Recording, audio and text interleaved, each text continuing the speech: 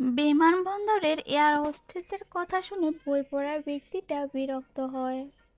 নাক মুখ কুঁচকে তাকায় সামনের দিকে। ব্লু হোয়াইট সংমিশ্রণে ডেরাকাটা শার্টটা অস্পষ্ট জড়িয়ে আছে মানুষটার সাথে। বাম হাতে তার ব্র্যান্ডের ঘড়ি আর অন্য হাতে একটা দামি আংটি রয়েছে। মুখে আদৌ কোনো হিরো থেকে কম নয়। ফর্সা ত্বক আর নাকটা বেশি উঁচু। মুখের চারপাশে চাপধারী চাপ খুব ভালো করে বোঝা যাচ্ছে। এত সময় ধরে যার রূপ আর সৌন্দর্যের প্রশংসা করা হয়েছে তার নাম ডক্টর আদ্রিয়ান রেদওয়ান। বর্তমান যিনি আমেরিকা থেকে পড়াশোনা শেষ করে বাংলাদেশে তার বাড়ি ফিরেছেন। বই পড়া বন্ধ করে আদ্রিয়ান তার সিটে আশেপাশে তাকায়। বিমানে তখন সে ছাড়া অন্য কোনো যাত্রী উপস্থিতি নেই। এয়ার হোস্টেসের ডাকের কারণ সে এখন বুঝতে পারে। অদ্র বিমানের জানালা দিয়ে বাইরে তাকায়। আজ 7 বছর পর সে বাংলাদেশে ফিরেছে। তার মাতৃভূমিকে আবার স্বচক্ষে দেখে সৌভাগ্য হয়েছে।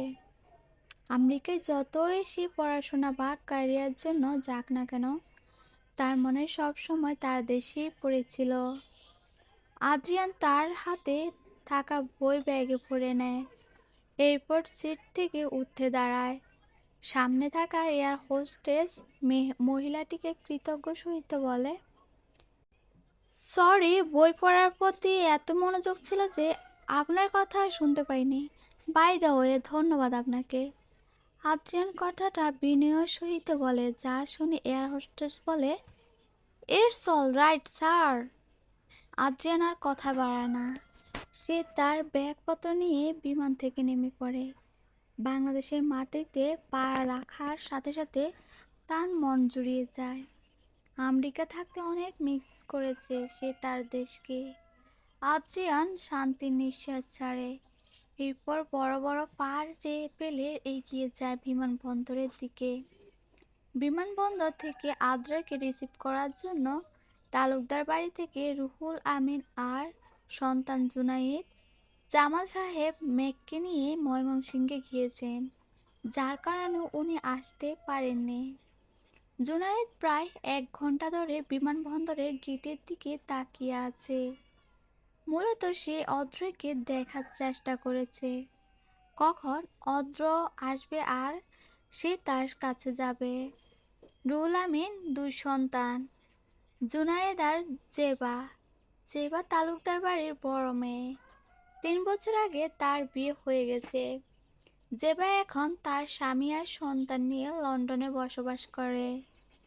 আর জুনায়েদ তার ছোট, ওর বয়স 12 বছর। তালুকদার বাড়ির সবচেয়ে ছোট সদস্য আর সকলে ভীষণ আদর করে। বিমানবন্দরের গেটে আদ্রিয়ানকে দেখে জুনায়েদ খুশিতে চিৎকার দিয়ে উঠে বলে, আপু, ভাইয়া এসে পড়েছে, ওই দেখো অত্র ভাইয়া। জুনায়েদ চিৎকার শুনে রুহুল আমিন বিমানবন্দরের গেটের দিকে তাকায়। সত্যি আদ্রিয়ান এসেছে। যদিও 7 বছর আগে মানুষটা আর এখনকার মানুষটার মধ্যে বিশাল তফাৎ রয়েছে। আদ্রিয়ান এখন 25 বছরের বয়সের যুবক। তার বডি আর ফিটনেস আগের তুলনায় অনেক বেটার হয়েছে। চোখ তার কালো প্রেম সাদা চশমা, চেহারায় ডক্টর ডক্টর ভাব চলে এসেছে তার। রুহুল আমিন আর জুনায়েদ এগিয়ে যায় আদ্রিয়ানের কাছে। আদ্রিয়ান গেট দিয়ে ঢোকার সময় দূরে বসে থাকা রুহুল আমিনকে দেখতে পায়। আদ্রিয়ানও তার চাচার কাছে এগিয়ে যায়। তবে রুহুল আমিন আগে জুনায়েদ আদ্রিয়ানের কাছে পৌঁছে সক্ষম হয়। ও গিয়ে অদ্রকে কোমর জড়িয়ে ধরে আর বাচ্চা সুলভ কণ্ঠে বলে, অদ্র ভাইয়া, তুমি এসে পড়েছো? তবে তো এত দেরি করলে কেন? গত 1 ঘন্টা যাবৎ তোমার জন্য অপেক্ষা করেছি। আদ্রিয়ান জুনায়েদের কথা শুনে হাসে। এরপর ওর মাথায় হাত দিয়ে বলে, সরি জুনায়েদ, তোমাকে এতক্ষণ অপেক্ষা করিয়েছি বলে বিমান বাংলাদেশে আসতে দেরি করেছে, যার জন্য লেট হয়ে গেছে। আদ্রিয়ানের কথা শেষ হতে জুনায়েদ প্রশ্ন করে ওঠে, অত্র ভাইয়া আমেরিকা থেকে কি কি তুমি আমার জন্য চকলেট আর খেলনা নিয়ে এসেছো? আমার কিন্তু অনেক খেলনা চাই। আদ্রিয়ান সম্মতি জানিয়ে বলে, হুম, অবশ্যই এনেছি, বাড়ি যাও, এরপর সব দিব।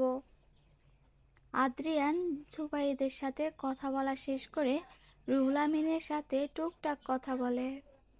আদ্রিয়ান আশেপাশে তাকায়। তাদের সাথে জামাল সাহেবকে না দেখে বলে, আব্বু আসেনি তোমাদের সাথে? জামাল সাহেব ময়মনসিংহে যাওয়ার কথা রুহুল আমিন বললেন না। রুহুল আমিন বলেন, ব্যবসার জরুরি প্রয়োজনে তোমার আব্বুকে দূরে যেতে হয়েছে, তবে আজকের মধ্যে ভাইজান বাড়ি ফিরে আসবে। রাতে তোমার সাথে অবশ্যই দেখা করবে, ওকে? আদ্রিয়ান আর কথা বাড়ায় না। রুহুল আমিন আর জুনায়েদের সাথে গাড়িতে উঠে বসে। আর অন্যদিকে মেঘ আর জামাল সাহেবকে গাড়ি করে ময়মনসিংহে যাচ্ছে। রাস্তার প্রায় শেষ দিকে। 5 মিনিট পর তার বাসায় পৌঁছে যাবে। মেঘ গাড়ির মধ্যে বসে আছে। তার পাশে ড্রাইভিং সিটে বসে গাড়ি ড্রাইভ করছে জামাল সাহেব। বাড়িতে এত ড্রাইভার থাকার পরেও জামাল সাহেব নিজে ড্রাইভ করে মেঘকে ময়মনসিংহে পৌঁছে দেয়। মেঘ জামাল সাহেবের দিকে তাকায়। জামাল সাহেব বেশ শান্ত হয়ে ড্রাইভ করে যাচ্ছে। তবে যেন তার বড় আব্বুর তবে মেঘে জানে তার বড় আব্বুর মনে আজ কত কষ্ট। এই গম্ভীর চেহারার আড়ালে লুকিয়ে থাকা কোমল হৃদয়ের অধিকারী মানুষটাকে মেঘ চিনে।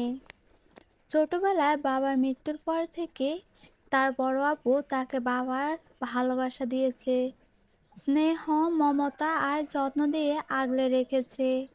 সৃষ্টি আর মেঘ এই দুজনে মানুষ।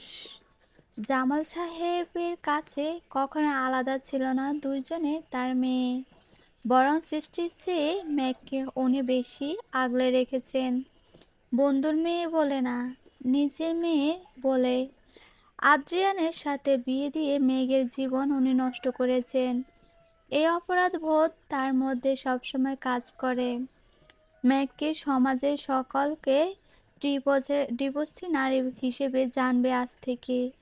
মেঘের গায়ে কলঙ্ক লেগে গেল, যার জন্য দায়ী জামাল সাহেব। বাবা হয়ে মেয়ের জীবন ধ্বংস করে দিল উনি। মেঘ তার বড় আব্বুর মুখের দিকে তাকিয়ে দীর্ঘশ্বাস ছাড়লেন। সে জানে জামাল সাহেবের সাথে কখন চায়নি তার মেয়ে আর আদ্রিয়ানের ডিভোর্স হোক। মেঘকে উনি সবসময় তার ঘরের মেয়ে করে রাখতে চেয়েছিলেন। তালুকদার তালুকদার বংশের বড় বউয়ের পরিচয় যেন মেঘ পায়, তার স্বপ্ন দেখেছিল। কিন্তু সব শেষ করে দিল আদ্রিয়ান। মেঘ আর তার ডিভোর্সের কথা বলে। তালুকদার বাড়ি আজ থেকে মেঘ থাকবে না। কথাটা ভেবে কষ্ট হচ্ছে জামাল সাহেবের। আজ তার মেয়ে সারা জীবনের জন্য তার থেকে দূরে সরে যাচ্ছে। মেঘ মনে মনে বলে, সরি বড় আব্বু, তোমাকে কষ্ট দিতে চাইনি আমি, কিন্তু যা সত্যি তা মেনে নিতেই হবে। এই বাড়িটা আমার আর বরং অদ্রিয়ানের। আমাকে ঘৃণা করে একজন মানুষ কেন তার মা বাবা থেকে দূরে থাকবে? বড় আম্মু আর কত তার ছেলে দেখার জন্য চোখের জল ফেলবে? সব দোষ আমার, ঘৃণার কারণ যেহেতু আমি, তাই আমি না হয় দূরে চলে গেলাম। যে বিষয়টা কখনো মানেনি তার সামনে বইয়ের অধিকার নিয়ে নাই দাঁড়ালাম। মুক্তি দিলাম তাকে, সকল বন্ধন থেকে ভালো থাকুক, ন হয় অন্য কারোর হয়ে। প্রায় 5 মিনিট পর বাসার সামনে গাড়ি এসে থামে। মেঘ গাড়ি থেকে নেমে যায়, সাথে জামাল সাহেবও নামে। জামাল সাহেব এগিয়ে আসে মেঘের কাছে। তার হাতে রয়েছে কিছু কাগজপত্র। উনি মেঘের কাগজ এগিয়ে দিয়ে আর বলেন, এই নাও মেঘ, এই বাড়ির দলিল। আজ থেকে এই বাড়ির মালিক তুমি। বাড়িটা 5 তলায়, সবার উপরে তলায় তুমি থাকবে, অন্য তলায় ভাড়া দেওয়া হয়েছে, যা থেকে মাসে মাসে টাকা আসবে। জামিল আর তোমার বাবা যা মিল ছিল তা কিছু ভাড়া দিয়েছি, আর কিছু বিক্রি করে ব্যাংকে তোমার নামে রেখে দিয়েছি। এখানে সকল কাগজপত্র রয়েছে। মেঘ কাগজপত্র হাতে নিয়ে চেক করে দেখলো, সত্যি এটা দলিল। জামাল সাহেবের কথা মেঘ সম্পূর্ণ শুনে মেঘ বললেন, বড় আব্বু, এই বাড়ি আমার নামে কেনার কি দরকার ছিল? আর ব্যাংকের টাকা দিয়ে কি করব আমি? পড়াশোনা বাবদ বেশি খরচ হয় না আমার। জামাল সাহেব মেঘের মাথায় হাত রাখে আর যত্ন সহকারে হাত বুলিয়ে দেয়। জামাল সাহেব বলে, মেঘ, তোমার বাবার সম্পত্তির উপর তোমার অধিকার রয়েছে। এখন তুমি বড় হয়েছে, সকল টাকার হিসাব রাখার বয়স হয়েছে তোমার। আর মেডিকেলে পড়াশোনা করার জন্য প্রচুর টাকার প্রয়োজন পড়ে। জামাল সাহেবের কথা মেঘের সম্মতি দেয়। এরপর মেঘ জামাল সাহেবের থেকে বিদায় নিয়ে বাড়ির ভিতর চলে যায়। যতক্ষণ মেঘকে দেখা যায় উনি ততক্ষণ অবধি মেঘের দিকে তাকিয়েছিলেন। এরপর দীর্ঘ শ্বাস ছেড়ে গাড়ি নিয়ে আবার বাসার দিকে চলে যান। প্রায় 1 ঘন্টা পর আদ্রিয়ান তালুকদার বাড়িতে এসে পৌঁছায়। প্রথমে গাড়ি থেকে নামে রুহুল আমিন আর জুনায়েদ, আর সবার শেষে গাড়ি দরজা খুলে বের হয় আদ্রিয়ান। আজ 7 বছর পর সে আবার তালুকদার বাড়ির সামনে দাঁড়িয়ে আছে। তালুকদার বাড়ির সাজসজ্জা আর অভিজাত্য এখন ঠিক আগের মতোই আছে। তালুকদার বাড়ির ভিতর প্রবেশ করে আদ্রিয়ান, তার সাথে রয়েছে রুহুল আমিন আর জুনায়েদ। গাড়ির শব্দ শুনে সৃষ্টি শালীন বেগমকে ডাক দেয়। শালীন বেগম এখন রান্নাঘরে রান্না করছিল। টেবিলে প্রায় 20 প্রকারের খাবারের আইটেম সাজানো হয়েছে। তবুও শালীন বেগম আরও রান্না করছেন। সৃষ্টির মুখে আদ্রিয়ানের ফিরে আসার কথা শুনে তাড়াহুড়া করে রান্নাঘরে থেকে ড্রয়িং রুমে ছুটে আসেন। শালীন বেগম বাড়ির সদর দরজার কাছে এগিয়ে যান। তালুকদার বাড়ির সদর দরজা আদ্রিয়ান দাঁড়িয়ে রয়েছেন। শালীন বেগম আদ্রিয়ানকে দেখে তার কাছে ছুটে যায়। আদ্রিয়ানও তার মাকে দেখে ভীষণ খুশি হয়। আজ প্রায় 7 বছর পর তার মাকে দেখেছে। আদ্রিয়ান গিয়ে জড়িয়ে ধরে শালীন বেগমকে। শালীন বেগম অদ্রয়ের কপাল চুমু খায়, তার মাথা গাল সব জায়গায় হাত বুলিয়ে দেয়। শালীন বেগম বললে, এই 7 বছরে কি একবারও মায়ের কথা মনে পড়েনি তোর আদ্দু? জানিস তোকে একবার দেখার জন্য কত ছটফট করেছি আমি। মা হয়ে সন্তানকে 7 বছর ধরে না দেখার কি কষ্ট তুই জানিস? অদ্রয় তার মায়ের কথা শুনে হাসে। এরপর বলে, আম্মু, তুমি এখন আমাকে আদু বলে ডাকবে? বিদেশ থেকে পিএইচডি করে এসেছি। যদি 7ম শ্রেণীর ফেল করার একজনের সাথে তুলনা তখন কেমন লাগে?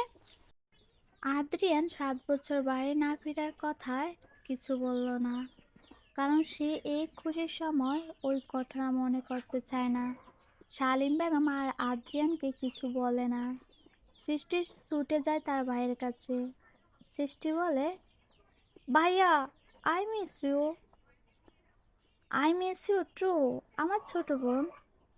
সৃষ্টির সাথে আরও কিছু সময় কথা বলে আদ্রিয়ান এরপর সকালের থেকে বিদায় নিয়ে সে ফ্রেশ হয়ে তার রুমে চলে যায়। আদ্রিয়ান তার রুমে প্রবেশ করে। রুমটা তার আগের মতো রয়েছে, সবকিছুই পরিপাটি করে সাজানো, খুব যত্ন করে গুছিয়ে রাখা হয়েছে সব। আদ্রিয়ান তার ব্যাগপত্র রেখে ওয়াশরুমে চলে যায়। ওয়াশরুম থেকে ফ্রেশ হয়ে বাইরে বের হয়। তার ব্যাগে সকল জামাকাপড় আলমারিতে রাখতে যায়। আলমারিতে জামাকাপড় রাখা শেষে যখন আলমারি বন্ধ করতে যাবে তখনই একটা ছবি এসে তার পায়ের কাছে পড়ে। একটা মেঘের ছবি। যদিও আদ্রিয়ানের রুম থেকে মেঘের সমস্ত ছবি সরিয়ে দেওয়া হয়েছে, হয়তো আলমারির কোণায় একটা মেঘের ছবি থেকেই গেছে। আদ্রিয়ান একটুকু ঝুঁকে তার পায়ে পড়ে থাকা ছবিটা উঠায়। ছবিটা উল্টো দিকে ঘুরেছিল। আদ্রিয়ান যখন ছবিটা ঘুরে দেখে তখন আর সেই অবাক হয়ে যায়। অন্যদিকে সৃষ্টি আদ্রিয়ানকে রুমে আসে তখন খাবারের জন্য ডাক দিতে। আদ্রিয়ানের রুমে এসে যখন ডাকতে যাবে তখন তার হাতে মেঘের ছবি দেখতে পায়। সৃষ্টি ভয় পেয়ে যায়। আদ্রিয়ান ছবিটা দেখছে। আদ্রিয়ানের সামনে তাকিয়ে দেখে সৃষ্টি দাঁড়িয়ে রয়েছে। আদ্রিয়ান গম্ভীর কণ্ঠে বলে, সৃষ্টি, এই ছবি কার? গল্প চলবে, পরবর্তী পার্টের জন্য সবাই অপেক্ষা করো।